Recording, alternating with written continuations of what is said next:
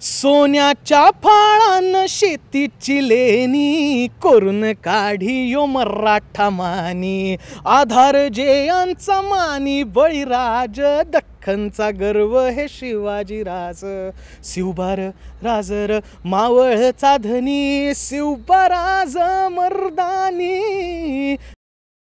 नमस्कार, मी नितीन मोरे मराठी धमालमध्ये तुमच्या सगळ्यांचं स्वागत करतो। शिवाष्टकातलं पाचवं पुष्प आपल्या भेटीला येतं आणि त्याच चित्रपटाचा म्युझिक डायरेक्टर एक उभरता सितारा, मी त्याला बोलू नाही शकत कारण का याआधी जेवढे पण चित्रपट आले त्या सगळ्या चित्रपटाला संगीत आणि दिलेलंच आहे। देवदत्त माझ्यासोबत आहे। देवदत्त कसा आहेस तू? मी मस्त आहे, हाऊ आर यू? मी सुद्धा मस्त। देवदत्त पण लगोलग गप्पांना सुरुवात करूया। येस, वन्स मोर येतो दोनदा।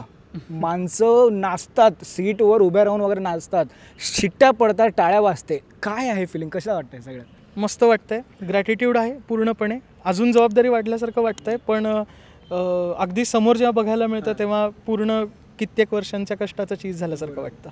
बरं देवदत्त, चिन्मयदादाने तुझ्यावर आरोप केला आहे। आम्हाला असं कळलं की चिन्मयदा बोलला की अरे तो खूप साधा आहे रे, खूप शांत असतो तो, पण जेव्हा कामाला सुरुवात करतो तेव्हा तो फाडून टाकतो सगळं। आरोप तुला मान्य आहे का? हो, असं म्हणता येईल, कारण मला असं वाटतं की गाण्यांचा माझा आवाज इनफ आहे, माझा आवाज असण्याची गरज नाही आहे। चिन्मय, मला तुला हा प्रश्न विचारायला आवडेल की याआधी कधीच ऐतिहासिक चित्रपटामध्ये रॅप असं कधीच ऐकायला नव्हतं आलेलं। पोवाडे होते, त्याच्यानंतर शास्त्रीय संगीतसुद्धाच होतं, पण रॅप आपण घेऊन येऊया ही कल्पना कशी डोक्यात आली आणि हे कितपत वर्क होईल ह्याच्याबद्दलची धाकधूक मनामध्ये होती का?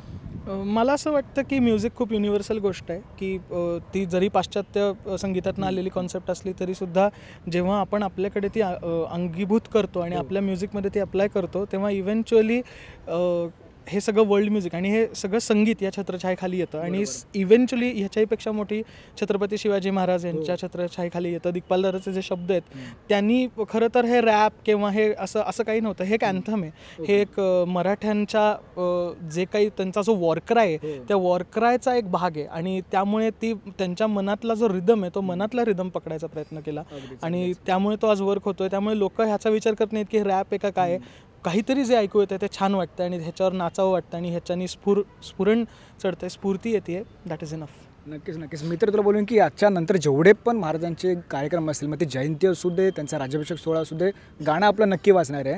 तुला पुढचा प्रश्न मला विचारायला आवडेल की जेव्हा आपण याआधीसुद्धा चित्रपटांना संगीत दिलेलं असतं, आपण चित्रपटामध्ये गाणी केलेली असतात, त्याच्यानंतर अष्टकातलं हा 5वं चित्रपट आहे, म्हणजे एक नवीन टर्निंग पॉईंटच आहे। कितपत प्रेशर असतं आणि कितपत भीती असते मनामध्ये? प्रेशर आणि भीती असते, त्याशिवाय काम करू नये असं मला वाटतं, कारण ती नेहमी पूरक ठरलेली आहे माझ्यासाठी। कसं आहे ना की आता हा 5वा चित्रपट आहे दिग्पालदादाचा आणि त्याच्यानंतर आमच्याकडे विषय खरं सांगायचं तर एकच, हिस्टॉरिक। हा जरी असं असलं तरी आम्हाला दरवेळेला काहीतरी रिइन्व्हेंट करावं लागतं, कारण जर का बघितलं तर आम्ही दरवेळेला सगळ्यात पहिल्यांदा पॅलेट बदलतोय। पावनखिंडचं म्युझिक जसं ऐकू येतं तसं शेर शिवराजचं ऐकू येत नाही, हीच त्याची मजा आहे। जर का ते मी नवीन नाही करत राहिलो तर मग काय होईल की मग टाईपकास्ट होऊन जाईल, आणि त्यामुळे मग जसा प्रत्येक चित्रपट वेगळा आहे तसंच माझं म्युझिकचं साऊंडस्केपचं पॅलेट पण वेगळं ठेवणं ही माझी जबाबदारी वाटते मला ॲज हिज म्युझिक डायरेक्टर। आणि त्यामुळे मला असं वाटतं की मी माझं काम करतोय, मी असं काही प्रेशर आणि हे मला प्रेशर या गोष्टीचं असतं की ते कशा पद्धतीनं रिसीव्ह होतं आहे आणि मी केलेले एक्सपेरिमेंट्स कसे जात आहेत, पण इव्हेंच्युअली आम्ही छत्रपती शिवरायांचं नाव घेतो आणि भिडतो। जे होईल ते होईल, कारण का आपल्याला माहिती आहे महाराजांचा आशीर्वाद असला की सगळं काय चांगलं होतं। देवदत्त, तुला विचारायला आवडेल की एक म्युझिक दिग्दर्शक आणि एक ऑडियन्स म्हणून तू या चित्रपटाकडे कसं बघतोस? मी ह्या चित्रपटाकडे खूप ऑनेस्ट केलेलं काम ह्या पद्धतीनं बघतो। एक ऑलरेडी हिंदी चित्रपटसृष्टीमध्ये सेम विषयावरती एक चित्रपट येऊन गेला होता, तरी एका वेगळ्या दिग्दर्शकाचा, ज्याचं शिवराज अष्टक असं एक जी कॉन्सेप्ट जो मांडतो दिग्पालदादा, आणि ज्या पद्धतीनं तो ह्या कॅरेक्टर्सकडे बघतो, ज्या पद्धतीनं ह्याच्यातले पात्र बोलतात, एकमेकांशी एक्सप्रेस करतात, हे भयंकर ऑनेस्टीने बनवलं गेलेलं कार्य आहे। आणि त्यामुळे मला असं वाटतं की प्रत्येक टीमच्या मेंबरनी ते अगदी right from the lead actors to even the spot boys, प्रत्येक माणसानी निष्ठा ही खूप महत्त्वाची आणि त्या निष्ठेने काम केलेलं आहे आणि ती आज दिसते। आज आमच्याकडे परवा मला एका इंटरव्ह्यूमध्ये विचारलं की आज तुमच्याकडे एवढा मोठा फॅन बेस आहे, तो नुसता असा बनलेला नाही, it has been consistent efforts आणि दर चित्रपटामध्ये वाढत सुद्धा गेला, दर चित्रपटामध्ये तो वाढत जाताना दिसतोय। हळूहळू माझं नाव आता पुढे येतं आहे आणि सगळ्यात महत्त्वाची गोष्ट हीच आहे की ती निष्ठा खूप महत्त्वाची आहे विषयाप्रती, आणि त्या विषयाप्रती निष्ठा आणि छत्रपती शिवरायांप्रती भक्ती एवढंच तर आहे. नक्कीच नक्की. बरं, आपण चित्रपटाच्या प्रमोशन दरम्यान पुढे सुद्धा भेटत राहू. अगदी. तत्पूर्वी जाता प्रेक्षकांसाठी 2 ओळी तर झाल्याच पाहिजेत. हो. मावळ जागा झालं रे. हो, चालेल चालेल चालेल. सोन्याच्या फाळान शेतीची लेणी करून काढी यो मराठा मानी, आधार जयांचा मानी बळीराज, दख्खनचा गर्व हे शिवाजीराज.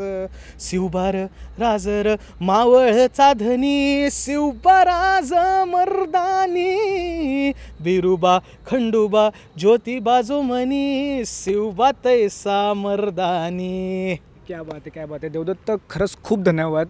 अजून एक नवीन आम्हाला संगीत बघायला मिळणार आहे, ऐकायला सुद्धा मिळणार आहे, त्यासाठी खरंच धन्यवाद. आणि आमच्यासोबत गप्पा मारल्यासाठी धन्यवाद खूप साऱ्या. थँक्यू. थँक्यू.